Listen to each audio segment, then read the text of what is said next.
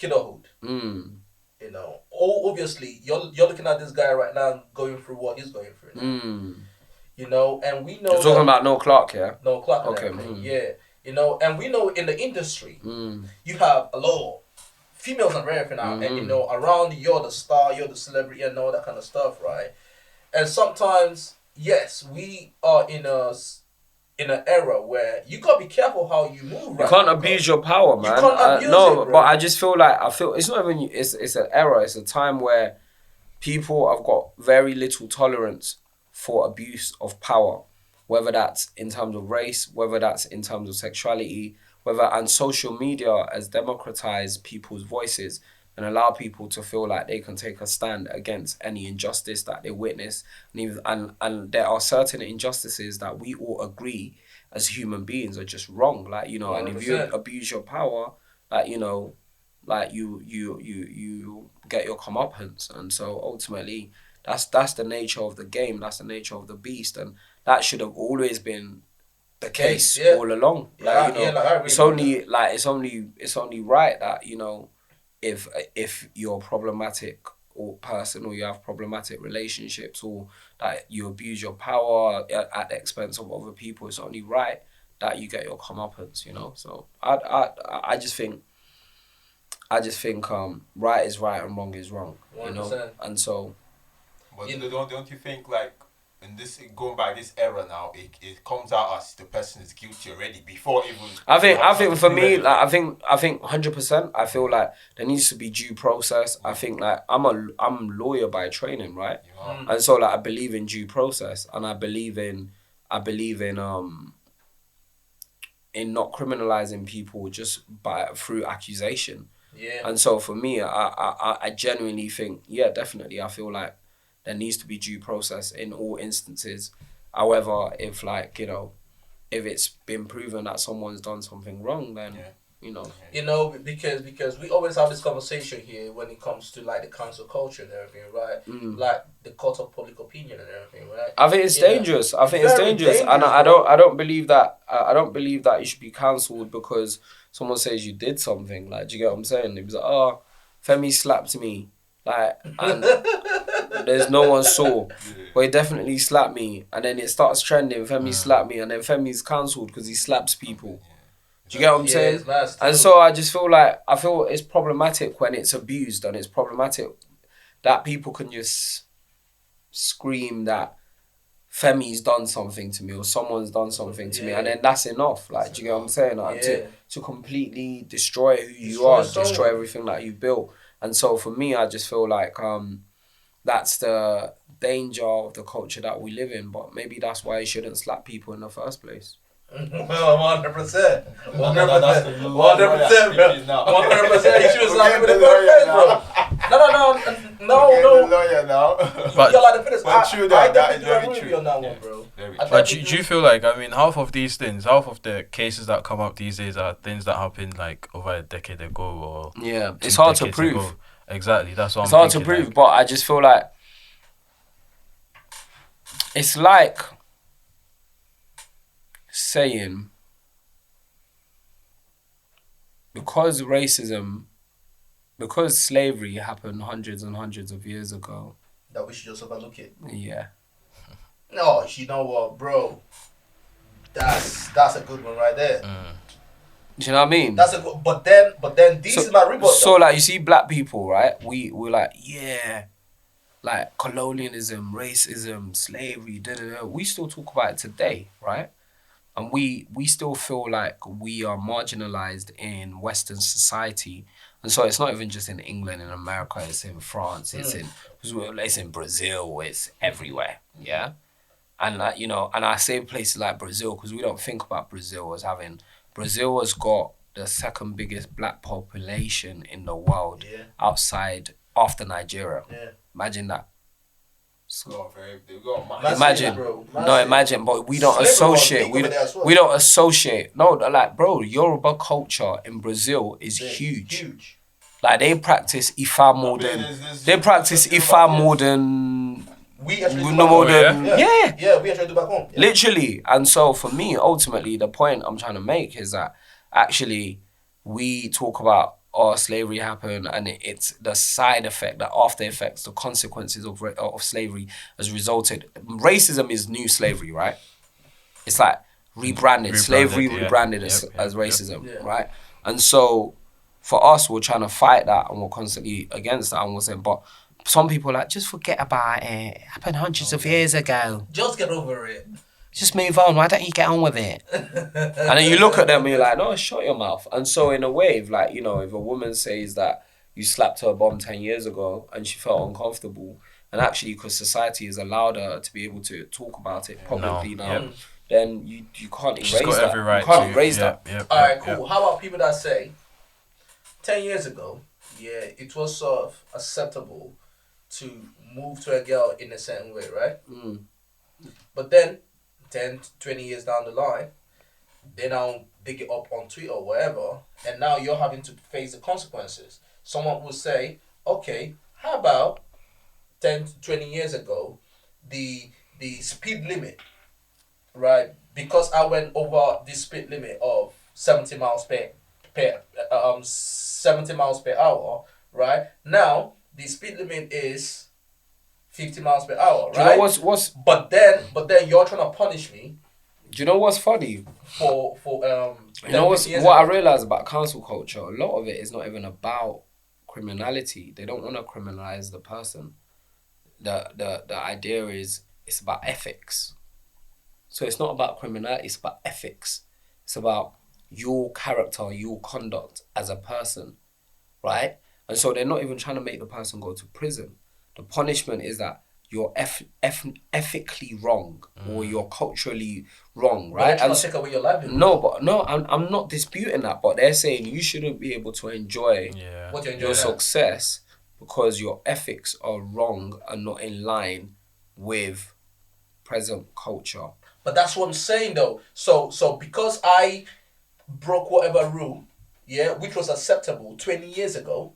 It wasn't, right? But it's never been acceptable. But it was not acceptable to sexually assault women.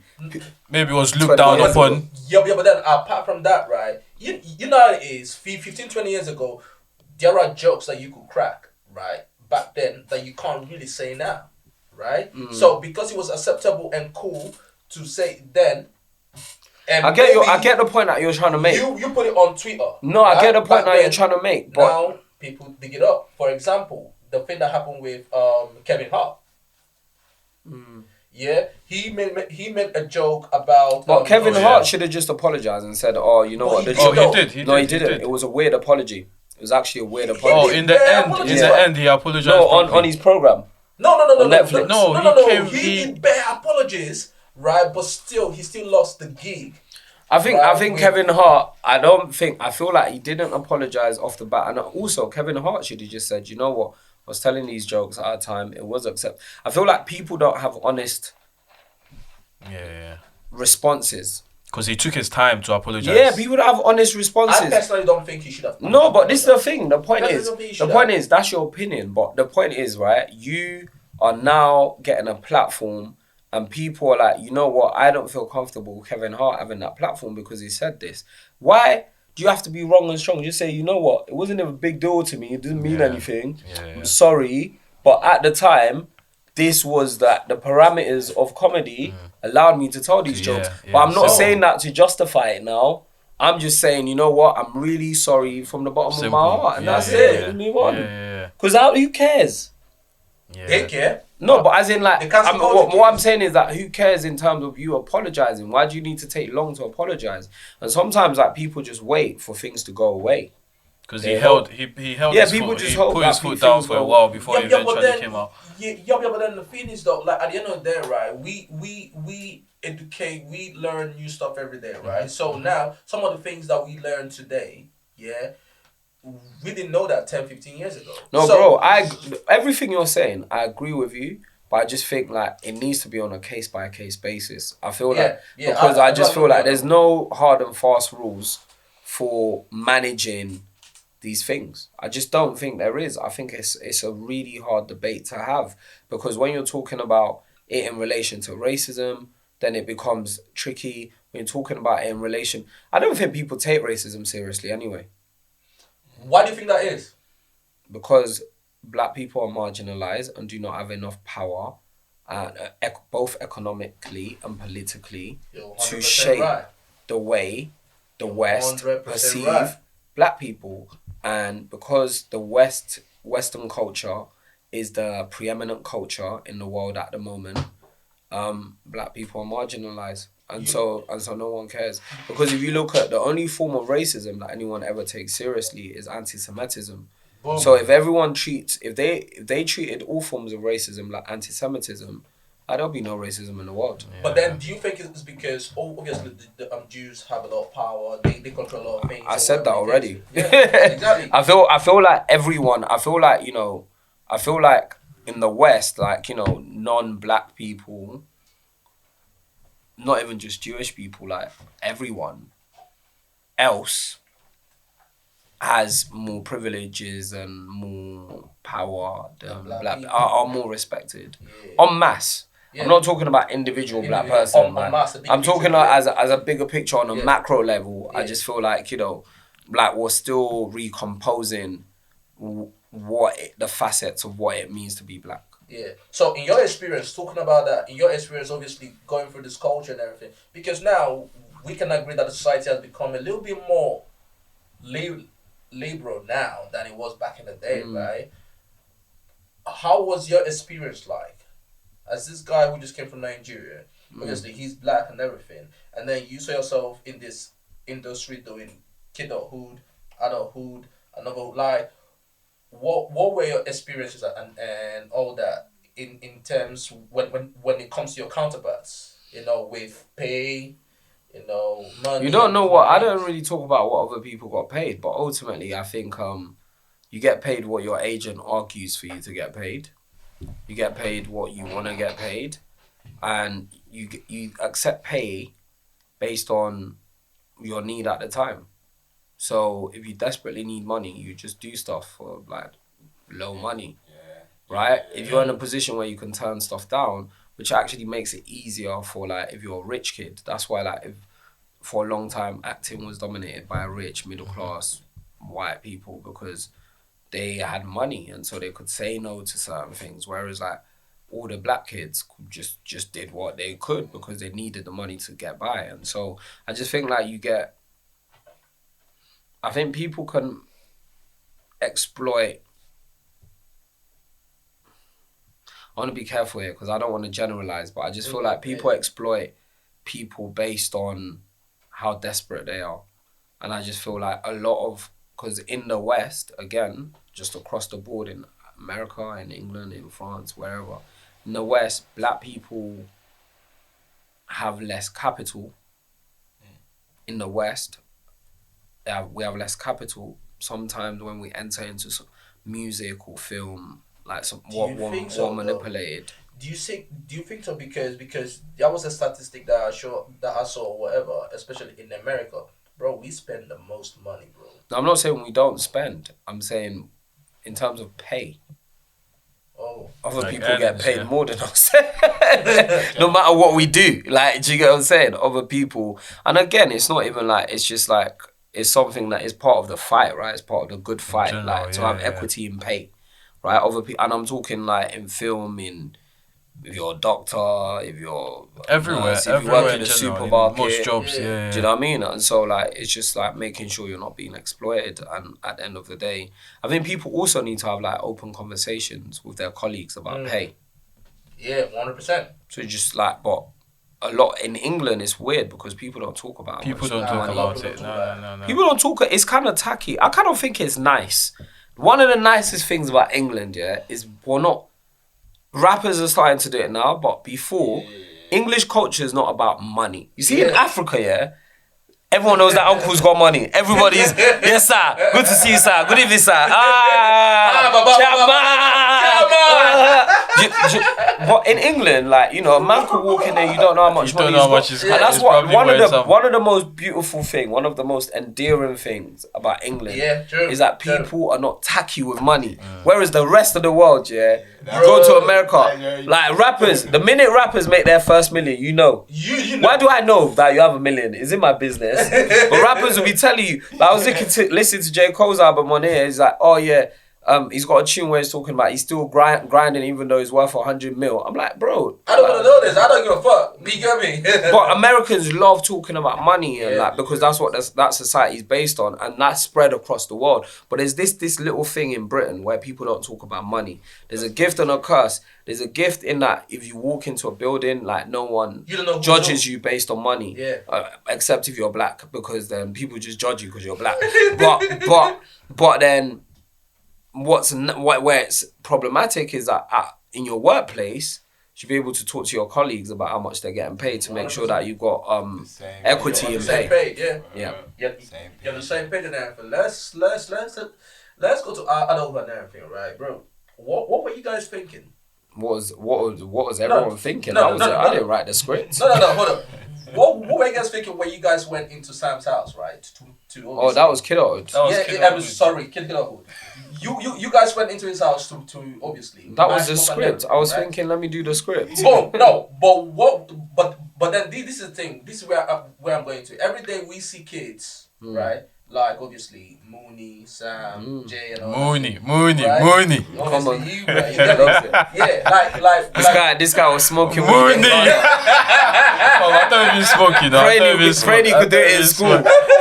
Looking at the girls thinking she's so nice. You know my best. I just want to be in London, man. What? When that girl, there was this girl trying to move to your side. When you lot went to that there's party, enough Moonies to go around. Yes, that's the one. You know I've not watched Kidulthood for like 15 years. Nah, I remember Kidulthood. I just don't watch it yesterday, my films like that. Why is that? Because there's other good films in the world to watch. Why am I watching myself again and again? No, everybody go watch that. You've not seen it, bro. How deep is that? That's a great movie, but I can relate to that because a lot of people that obviously do podcasts say they don't watch themselves. Bro, I don't watch Kidulthood. I don't watch The Intent. I don't watch any of these films again and again.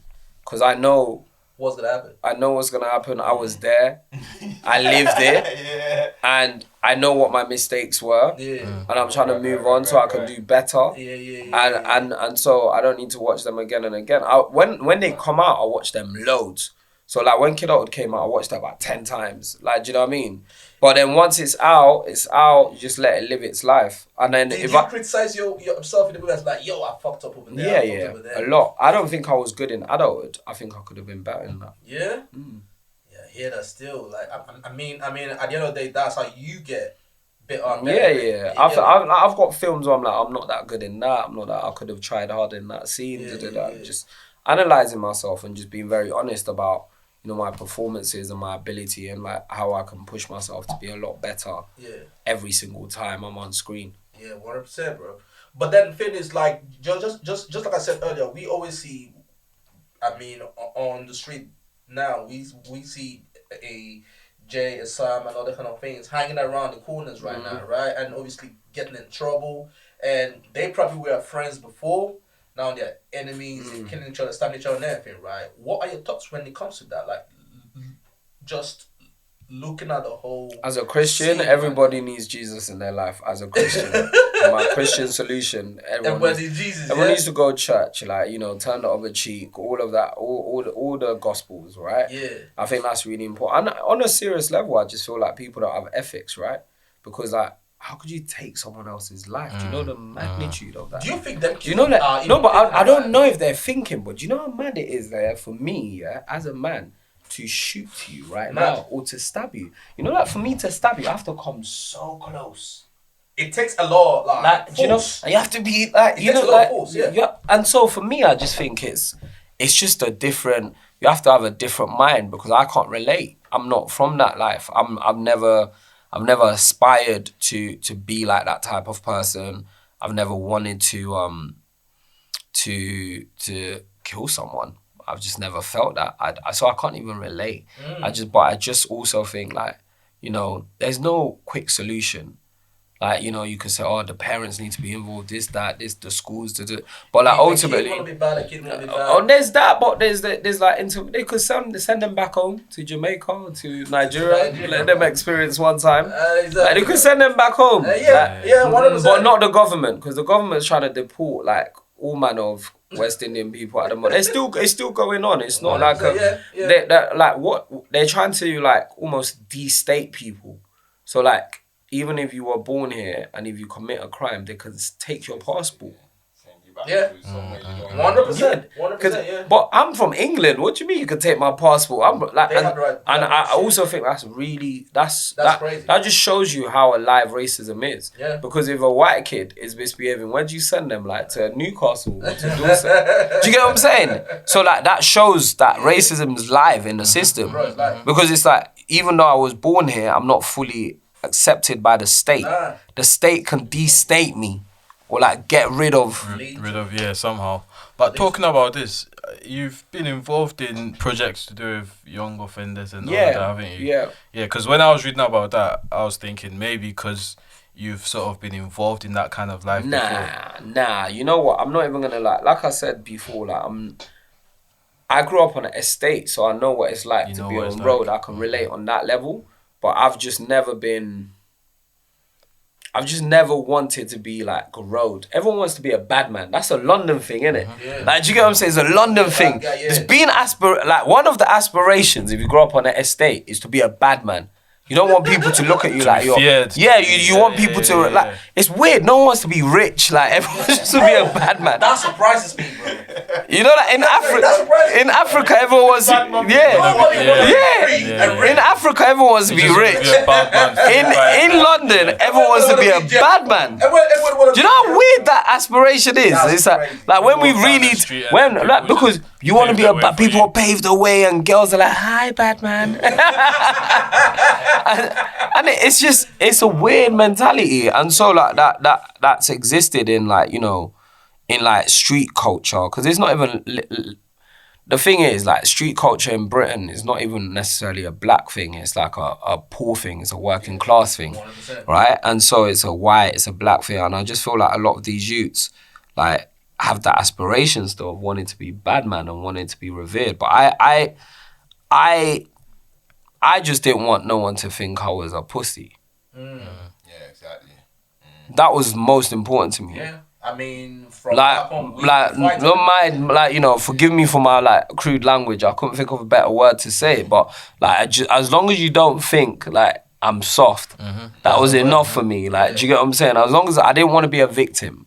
Exactly. Right? I never aspired to be a victim. I never wanted to be a victim. And then outside of that, I didn't because, you know, you read books and you realise actually how much do these like drug dealers make? How much do you even if you're making big money, then you're looking over your shoulders because the police are trying to catch you, your enemies are trying to catch you, your workers are trying to catch you, everybody's trying to catch you. It's like, whereas if I have a normal job, the money goes in my bank account. If you want to rob me, you do fraud, the bank will pay me. The bank will refund me. The bank will refund me. It's legal money. It's legal money, bro. You know, the bank will refund my but you get what I'm saying? So like in my head, so it's just never really made sense. Yeah. And I remember like really young, I read this book called Freakonomics, and it said like actually you're better off like having a job in McDonald's than being like selling drugs on a corner. 100%. Well, because you know you've got constant money coming in. No, because you literally make the same amount of money. Oh. Yeah. Yeah, you do. It sounds wild what I'm saying, but the book breaks it down. You literally make, based on everything that you go through, you literally make the same amount of money, but in your head you don't. Like because you're a bad man as well, innit?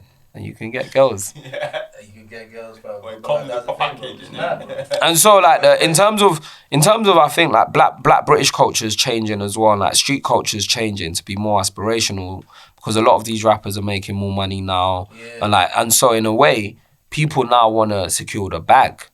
I hear people wanting to secure the bag more than I hear people wanting to be bad man now. Like, do you get what I'm saying? Because now actually a lot of the street guys are making less money than legal guys, and so being legal is more aspirational now. And so like for the kids want to do that more. And so I think that's a beautiful thing. I think even like footballers, down to the footballers, you see people like Raheem Sterling and all, they're from ends, like, and they're like, do you get what I'm saying? And so when you see people like Sterling and then people like, kids want to be like him. Kids don't want to be like the bad man because like Sterling's from Wembley. Do you get what I'm saying? That's kind of ends. So like, I know that could be me. So kids want to play football. Kids want to be like, the kids are into like crypto. Kids are into all sorts now. So like, it's different. They're all at the bag. They're more about the bag because they want to wear drip. So like for them, they want to get drip to get girls. Back in the day, and because everything's online now. Yeah. How can you be a bad man online? That makes sense. I like that. I like that line. You got it? I like that line. How can you be a bad man online? No, but it's impossible. Do you get what I'm saying? You cannot be a Batman online. Even like I think Drake discredited it. Like Twitter, Twitter thing is, it's just not. You can't really be a bad man online, but you can show your drip online though, and that's why so kids are more chasing that, into that. and that's a bit unhealthy as well. But at the same time, it's better than like committing crime. Yeah. See, let's talk about, bro, I'm gonna give you flowers on this one, fam. Against All Odds. Oh, you like that, yeah? Love it, bro. Yeah, man. But then it kind of reminds me of, I was just watching, obviously, this young, good kid and everything with, he has a parent and all that. He's smart in school and whatnot. But then, obviously, his friends are, it reminds me of watching the whole thing. It just kind of reminds me of Biggie and Tupac. Oh, really? Why I is swear that? to God. You know why? Because it first started with these two guys that can rap. You get what I'm saying? They can rap. So it became this rap thing or whatnot. All right, cool, whatever. But then it started translating into this, like going on radio station and all that kind of things. Yeah. And then this other guy, he now wants to beat him up. And you know how the road is, isn't it? Yeah. Once this one beats this one up, Yeah. and this one goes back to the end, speaks to his brother and everything. This one's got, once someone dies, right? That's the end of the whole thing. So like I was just watching the whole thing, like it kind of just reminded me Biggie, Tupac, Nas, J. You know what? We expand on that. I think that was part of grime culture when it started. It was dangerous, man. So if you diss someone and they didn't like it, they'll find you and they'll pull up to your mom's house, beat you up, or like whatever. That was a real part of grime culture. Like I'm talking about early noughties, like late 90s, 2000, 2001. It was like really. People took those lyrics very seriously in a way. It was very authentic. It was at that point I felt it was more authentic than rap, because at that point rap was all like bling bling and it was all Puff Daddy. I love Puff Daddy, by the way. Like that's like one of my icons. Like not even Diddy, like Puff Daddy. Like no, but I like Diddy everything. I like that whole. You know what? I'll be honest. Do you know what? Because he changed rap forever. He made rap aspirational. The whole bling. It made it aspirational. That was aspirational. Do you get what I'm saying? Again, it's that transition where I was talking about. It was about being a bad man before that, and then he came in and he made it aspirational. He made it lifestyle. He was wearing like colourful clothes. Like he made it pop. Yeah, it made it nice. And he's one of the like key shifts in rap music. And I just feel like for me, like. He's one of the most important people to happen in that scene and in that culture.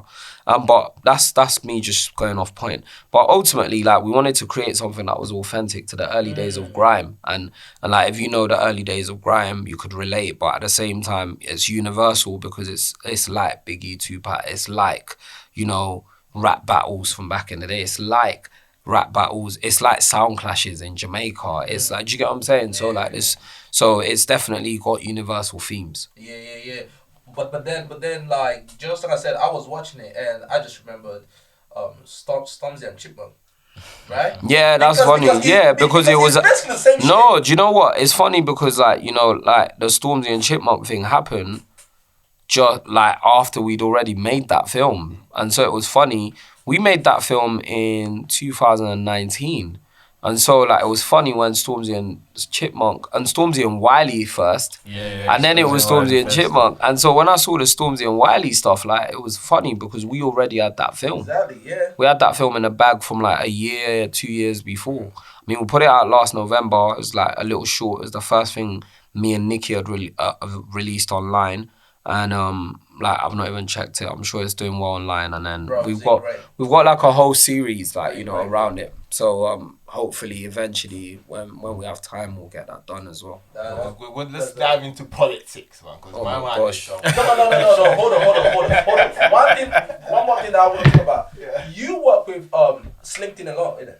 That's my business partner. We've actually got a business together. Yeah, bro. And it's like you guys have a good chemistry. No, I mean, like, that's my guy, like, we've been through a lot in the industry together. Like, that's my partner. Like, you know, that's my co-D. Like, so Big up the people. no, we work through the industry together, and so.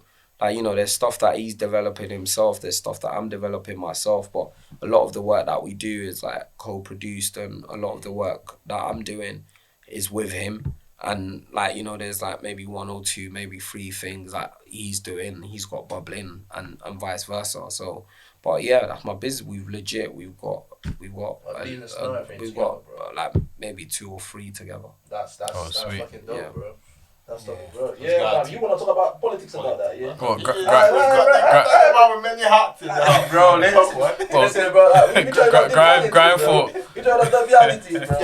Just the good work you guys done with the grind for Corbyn thing. Yeah, that was. Do you know what's mad about Grind for Corbyn? Everyone thinks I started it. It was some 2 girls, and then my brethren linked up with them. Can't remember their name. These 2 ladies. So it wasn't even you. Yeah, he was involved. Because I was the actor guy. Everyone like they made it seem. I think on my Wikipedia at one point it said I invented it. I had to like get someone to change that because I was like, no, that wasn't me. But these 2 girls came up with it, and I was heavily involved. But do you know what's funny? Like going back to when I came from Nigeria. Like I said, my mum recently moved house, and Jeremy Corbyn was my mum's MP. And would help my mum write letters to the Home Office about me getting a visa to come to England. That's what's up, still. Wow. That's what's and so it was like, it wasn't even necessarily about politics at that point. It was like, actually, I wouldn't even be here if it wasn't for that man. And so, like, you know, to the point, like, I found several letters at my mum's where he'd written to the Home Office here, it's written to the passport office, in the visa office in Nigeria, and so on behalf of my mum as one of his constituents. So like, you know, this guy wasn't like no fake person. You know, it was really I wouldn't ever have been in, I probably wouldn't have made it to England if it wasn't for that man.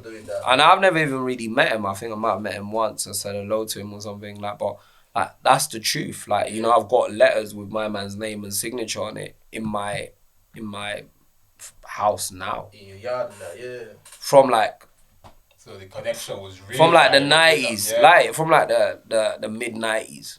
That's dope, man. So it's real. That's dope. Because I said it's because he connected with loads of people. Yeah, and that's what he's been doing with his constituents in Islington North, like for years, and that's what he's been doing for years and years. In that area, people really know him. Like people really. In the ends, like, you know, people really know him in the ends, and he's about like, and he's really helped a lot of people. And so, like, to see it on a national level, it's a shame. Obviously, I feel like his politics was a bit too revolutionary. Yeah, I was going to come to that. Yeah, it was too revolutionary for the mainstream, and so, like, in a way, he could never come to power. Yeah. So, did you think that failure, I'll call it failure because he didn't get to number 10? No, it was a failure. Yeah. So, but do you think that, because the Labour Party now, we know, is in shambles. Yeah, the Labour Party is in shambles because they don't have an identity at the moment, and so they have an identity crisis. So that as a result of the... Yeah, because they had to push back. Because Jeremy lost on a very left-wing revolutionary ticket, they then had to push back and make themselves seem a little bit more centrist or right-wing.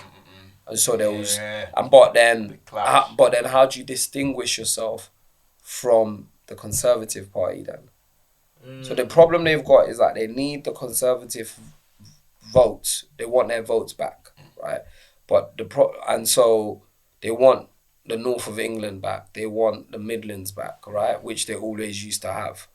But it's gonna be difficult to get it back if you're not offering an alternative. But you can't offer an alternative because the government are occupying the same space that you want to occupy. So it's going to be hard for that. I don't know. It's a conundrum. It's like, I'm sure there's political scientists trying to think of a way within that party, trying to think of a way. I don't see how they're going to distinguish themselves from, and also Keir Starmer seems to like represent a style of politics that is not popular anymore. No. So he seems to be from like the sort of Tony Blair, David Cameron mode. Whereas like, you know what, Boris Johnson just makes up stuff And that as well.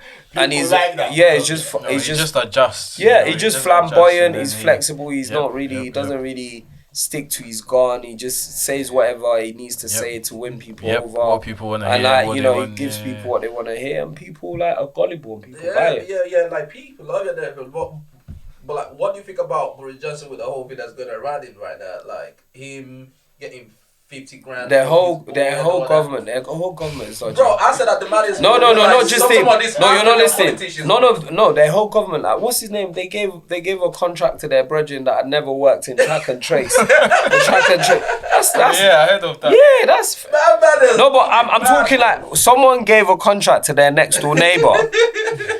This is Matt Hancock. Yeah, gave a contract to his next door neighbor to do the track and trace thing, but the guy never worked in that sector before. Bro, It's like African politics. He's like corrupt. African politics. No, but they've got such a big mandate that they're just doing whatever they like. They try to like prorogue Parliament. They were just making do stuff whatever up. they wanna Yeah, do, bro. because it's just and what is sad about like you know the world is that the propaganda is so strong that they can't even. That's not even called corruption.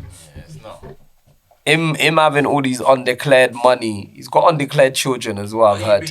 Having undeclared children, undeclared money. Bro, he's out here. You know, like he's the most African politician that I've experienced. I said he here. My man is moving in Africa. No, but their whole government come like General Abacha's administration or something, Bro. My man's moving mad, bro. Like the latest one that he's going through now was, I think his brethren paid for him to go on holiday to the Caribbean or something. Some island, some mad island. I'm like thinking, what the fuck is going on? But I think the thing is though, it's just coming out now. I think this happened. Like, It's been going on, fam. Look at David Cameron. Exactly. David Cameron's now in trouble for like working with that Greensill Capital. Like you know, he was trying to lobby the government to put in policy that favoured them and stuff like you know, or to get a loan or something from the government. Crazy. And so like you know, like lobbying happens. Politicians are dodgy, even British ones, and they have been. But like we're out here pretending like they're not because like they're in the West. Like it's all dodge. all dodge. You know what? All government structure. That's the problem as well. A lot of people are fatigued with the political structures of the world. Yeah. And that's why people are looking for people are joining like extreme organizations. And also on top of that, that's why people are tired of the monetary system. That's why people are going into like decentralized money, like with DeFi and crypto and all of that stuff. Because people are just tired of the system that we have because 100%. it's broken. 100%. Crazy. Let's go to the latest one that you did, right? That's Drunk Stories and that. Drunk History, Black Stories. Yeah, like Drunk History. Yeah, that was Black cool, Stories. man. That was cool. I love it. Yeah, you enjoyed it, bro. yeah? I fucking love it, bro. What's it like working with Zizi Mio? Because I'm not gonna tell you. Oh, do you know what? Bro, I love Zizi. Oh, do you? You're one of the biggest fans, isn't it? Let me tell you the reason why I love her. Right? You know, we live in a site where You love Zizi because she has an opinion. boom, and she says it how it is. Yeah. You That's know why I what I'm love saying? Zizi. I fucking. But that's why I hate Zizi as well, and she knows it. Like I kind of hate Zizi. Like me and Zizi are like frenemies. Like Yeah. I love Zizi because she has an opinion. I hate Zizi because she has an opinion. But then she comes along. She looks like the kind of girl that like she's good vibes and everything. Like Oh, she's she'll be vibes. here, You know, man. she's Like, good people. Do you know what? Zizi is good stuff. people. She's good vibes, man. I've known her for a long time. Like we've known each other for like maybe like 10 years or something. So like really? so I've known her for a long time, and so to see her like really fashion her own lane Bro, she's in dope, this bro. online space, and also to see her have an opinion when people don't have an opinion, that's enlightening, man. It's beautiful. It's like it's nice to see somebody have an opinion in an age where people don't have opinions. Boss, if you speak to her next year, let her know that's Bro, the biggest fan. she needs to come on the podcast, bro. No, man. I want her to come on the podcast. Like I want to talk to her and everything. Like if she's thinking, all right, cool, though, bro, I love the chick, bro. I'm not gonna lie to you. As in, do you love her? Do you fancy her? No, She's single. No, bro, let me see it, bro. You know, but the thing is, I just like for her opinions and everything. No, I think it's fantastic. Like I said, like, you know, I've never, like, you know, we've never really had that in the UK. A lot of people are scared to say what they really think online, especially like no one really wants. No one really wants to offend anyone, right? And so I just think she is refreshing. Nah, she is very, very refreshing. She is and everything. I think that's the right word. But the show was a very good show, man. I really enjoyed every single bit of it. You know, the story, the way you guys were trying to sort of like demonstrate what you guys are talking about and all that. Yeah. You know, I mean, like the storyline and everything. Because if you actually think about it, it is mad. Because it's a real. Which one? The Benin Bronzes or like? Because I directed 3 of them. Yeah, you did. But I'm talking about the Benin Bronzes, fam. Yeah, that's still going on. Like they've still got. It is crazy. They've got bronzes belonging to the Benin Empire in the British Museum right now today. Yeah. The majority of them in the British Museum right now. It is there. It is there. But the British Museum is like, they should call it like the museum. No, they should call it because they should call it the Museum of Conquest. Because really, all that the majority of the things in the British Museum, stuff that they've grabbed from all around the world, from Greece, from Africa, and so I think it should. Really, the problem with the British Museum is not even that it exists. It's like they should change the name from the British Museum to the Museum of Conquest. The Museum of British Conquest. No, but that's what it is. Because you know them trophies. Yeah, and so I just feel like, you know, we needed to tell that story. Like I was passionate about that, directing that episode. Another director was actually supposed to direct it, and I came on board that episode really late because I was like, you know what, as a Nigerian, I want to do this episode. I want to star in that episode. And I was like, oh, why don't we ask ZZ to be... Because the producer's really good friends with ZZ as well. So I was like, why don't we ask Z to be like the wife? And then she was like, you know what, I did my DNA test. I'm like, 40, she's like 49% Nigerian. So it was a nice little story to get her involved in. Yeah, because before I actually saw it, she was posting it on her Instagram like for time. Yeah. You know, she would post it, she would take it down, whatever. Because she was kind of getting a lot of flack for it. Like, yo, how can you play that? You're not even from Nigeria, sort of thing, you get me? So I think that was before she now went and did her whole like DNA thing and whatnot. No, she'd already done it. She told me on set. We were on set. She told me, oh yeah, I've done it. I she posted it, I think, on her Instagram. Yeah, she did. Bro, like the shit was good, man. I really. And also, we need to, as black people, we need to stop fighting each other. Because everybody, no one likes us already. We don't like, on top, we don't like ourselves. Like, let's be real. We spoke about this. Nobody likes us. Like, can we be honest with ourselves? Nobody likes us. Like, you know, Indian people look down at us, white people look down at us, Chinese people look down at us. Nobody likes us, and then we don't like ourselves. And so we'll be like, you're from Ghana. Look at small Ghana boy. And then from there, we have the West African fighting. Then we have the British versus American fighting, and we have the Nigerians versus African American fighting. It's like we need to stop that. We need to stop that because like we already have a lot of people, just like you said, a lot of racists are against us already. Forget everybody. Everybody, right, is like looks down at black people. Well, I'm not talking on an individual level. I'm talking on a macro level. Yeah, I'm talking on a bird's eye view, the bigger picture. And so because of that, I just feel like, you know, we need to get over ourselves and stop fighting each other. 100%, bro. But this is probably gonna be my last question. I don't know about you guys and everything, but if you look at your career, going back, because obviously you used to have so much. I'm young, bro. I'm 34. I've got grades, but I'm 34, and I still got a long time to go. You still got a long time, but if you look back, because we tried to talk about all your achievements and everything, and you just kept on cutting us off and everything. I'm sorry. No, it's cool, but you got so much. You've got a lot to do. So much, bro. Have you ever sat back and be like, damn, I did all this? No, because I just feel like I still got a long way to go, and at the same time, like, I look at certain people, like Drake's the same age as me, and I'm like, Drake's like achieved madness. WizKid's like turned 30 the other day. Bro, imagine that. Imagine that. Like, you know, he's achieved a madness. So I'm like, you know what? I still got so much to do. I still got so much to achieve. And like, you know, I'm just getting started. I always think to myself, I'm just getting started. Like the thing I'm most proud of really is like the intent to, like, because those films, I was gonna ask because about that, ultimately bro, those films, that film, bro. Right? Fam, listen. My man won better awards because of that. Yeah, Still, fam. yeah. And you know what the funny thing is?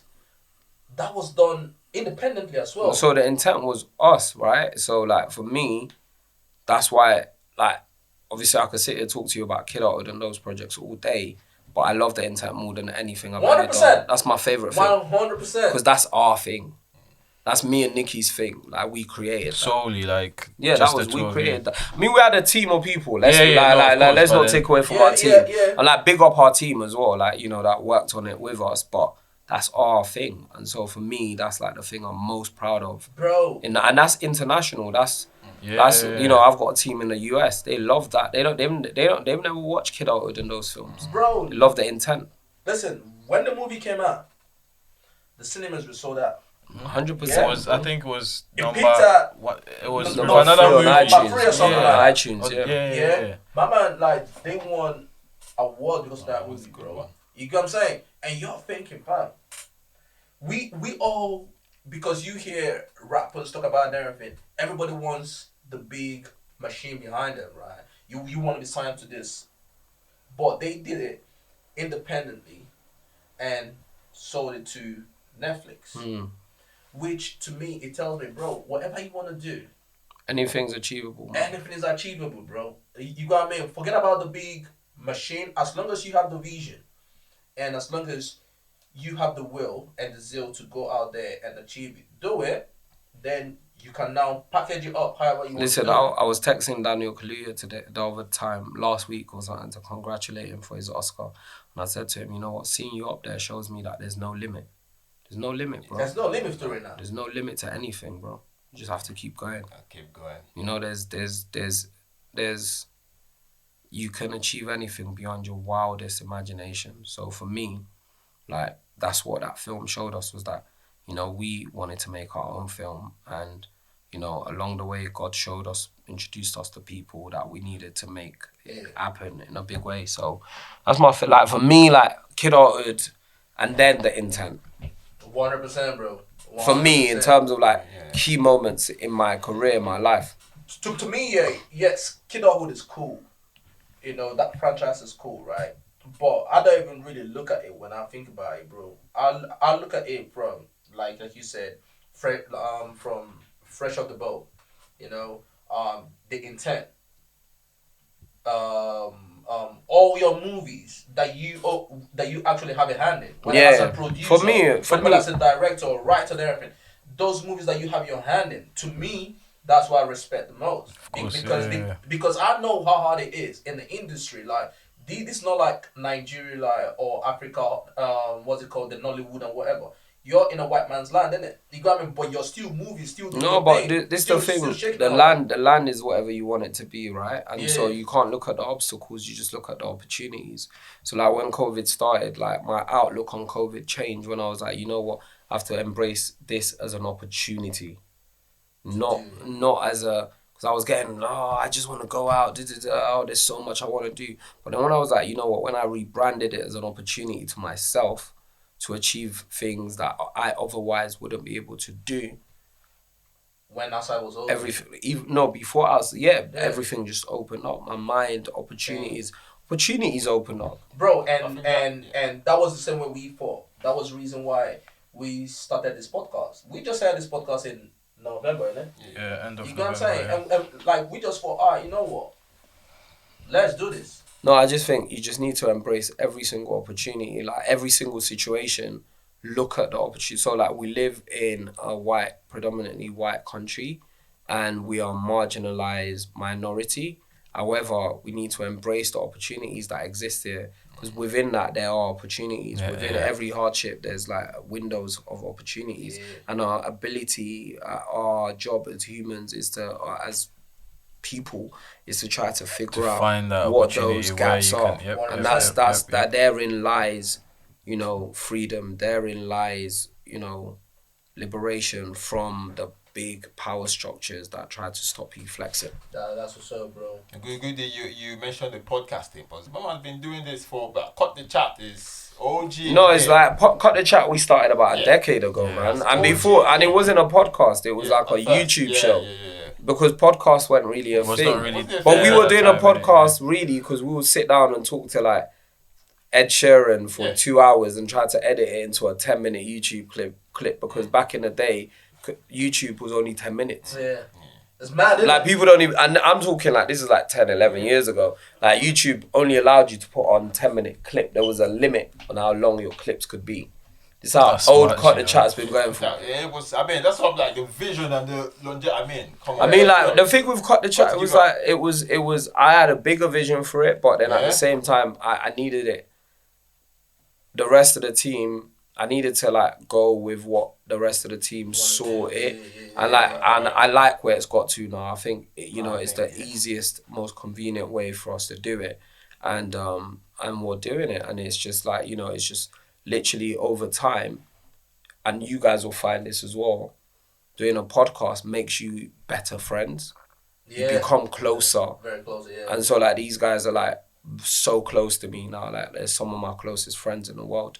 And I think doing it because you're sharing so many stories about your life all the time, and you're spending time together on a regular basis, and because of that you become better friends. And so if anything, like whatever podcast you do, or like whatever podcast, like this podcast, Cut the Chat, any podcast, if anything, like people through talking to each other and hearing each other's stories become better friends, which is great in itself. Which is definitely great, man. Definitely great, bro. But like, fam, we thank you, man. We thank you. No, thank you, man. You guys have been dope. No, you've put a lot of knowledge out there. You got me. We appreciate you coming down here to kick it with us and all that, bro. No, I'll come back. No. I'll leave earlier. Nah, fam, this is not the last time and everything, bro. No, you got me. Welcome every time. No, This is guys, the beginning I'll definitely to- hit you guys up. Like Bro. next time I got a project, I should come back and talk to you guys. 100%, bro. And then I'll let you do all the intros. Hey, you guys are like you gotta let me do all the intros because I gotta do all the intros again, cuz. Do you know what it is? I get embarrassed. So like I was like, I oh understand, man, it's bro. too much, man. Stop it. Nah. Well, you bro. deserve it, man. But You asked that's for the thing, you deserve it, cuz. No, thank you, You know bro. what I mean? You deserve it and everything. What question that we always ask our guests, right? When they come over and everything and they're getting ready to go, who would you like to see on this seat? Oh, would I like you to interview? Yeah. Like Wizkid and them, man, innit? Yeah? I like that. Yeah? Yeah, I would like you guys to interview motivational Wizkid. styles, man. I'd like you guys to interview Davido and Burna Boy. Yeah? I want to see what they think about some of the stuff that I said today.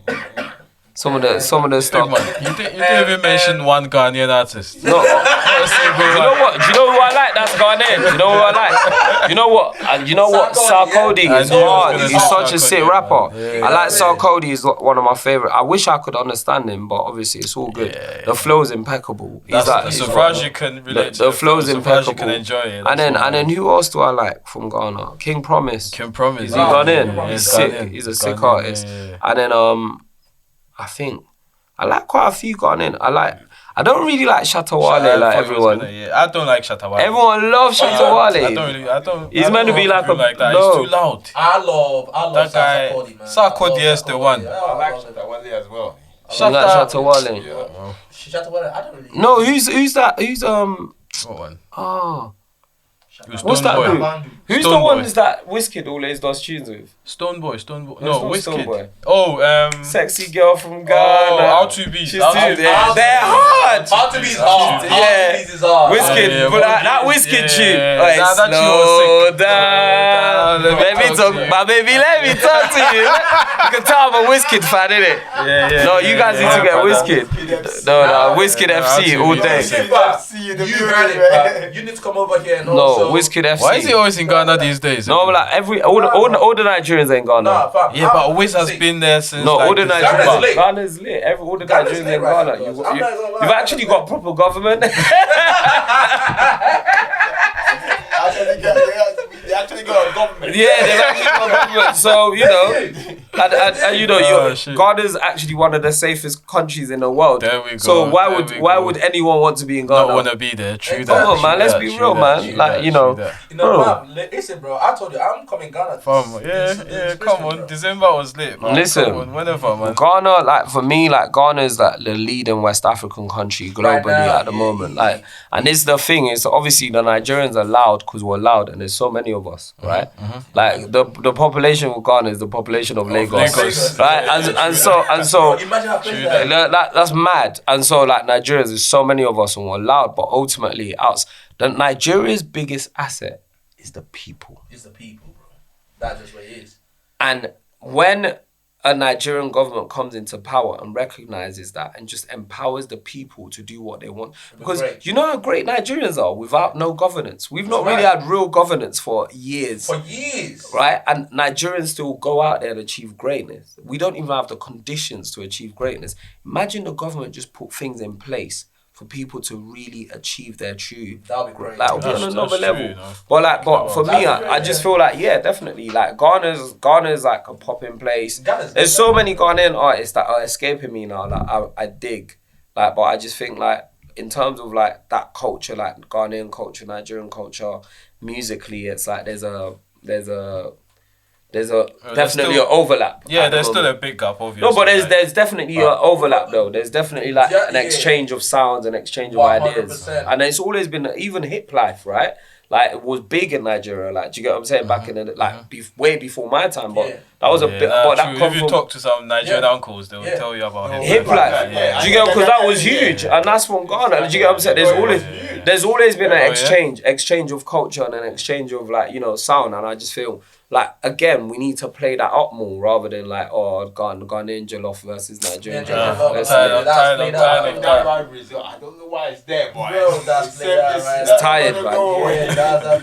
That's got played out, bro. But the thing is, I'm happy that people like Stormzy and people like Heady One and everything, they are ready. No, Ghana, I suppose Ghana's in the lead in the music, Black British music industry. Ghana's definitely leading. Ghana's even like the powers, like, you know, you look at Since '93, which is one of the big labels run by a guy called Glyn, and Ricky Glyn's Ghanaian. You look at like, you know, Alex's and Alex label. I can't remember what it's called. 0207 Def Jam. That's all Ghanaian. That's Ghana. That's Ghana. Like, they call themselves like the Ghana Mafia. Like, there's in music, there's the Ghana Mafia. And like the people that know who that is. Like, do you get what I'm saying? There's a whole, so like the Ghanaians are like really running the Black British music scene at the moment. So that's what's up, bro. So obviously you heard it, just like he said, Whiskey, Davido, Burna Boy, we need you're here, and obviously ZZ Mills as well. Yeah, so man, G. But apart from that, man, like we always say, bro, thank you. Thank you so much, man. Thank you for appreciate you and everything. Obviously, this will be the last time, cause I'll be back, man. You guys have got a vibe. The stories you've put out there, you know, the knowledge you've put out there, your experience and everything. Bless. And big up to all the viewers. Go on YouTube, Apple TV Network, subscribe, like it, share it, tell a friend to tell a friend. Go on IG, follow the page, Fresh Off the Boat Pod, and all that. You go, I mean, like it, obviously tell people and whatnot, you know, but we'll see you. Before we go though, so we now know why Kojo came into the country, yeah? Because of Moony! Moony! Moony, bro. Bro, I'm looking at his face, bro. Yeah, I cannot unsee his face in the movie, but you know, like you always add up. You know what I like? There was one scene where he wore this big black and yellow jacket. Yeah. I don't know if he remembers. And then he had this little knife. Like a pen knife. Said, what's up, Cole? Moony. It was mad. Listen, bro. Over and out. You know what? See you guys next week. Over and out. Peace. Alright, bless. Magic. Nice one, bro.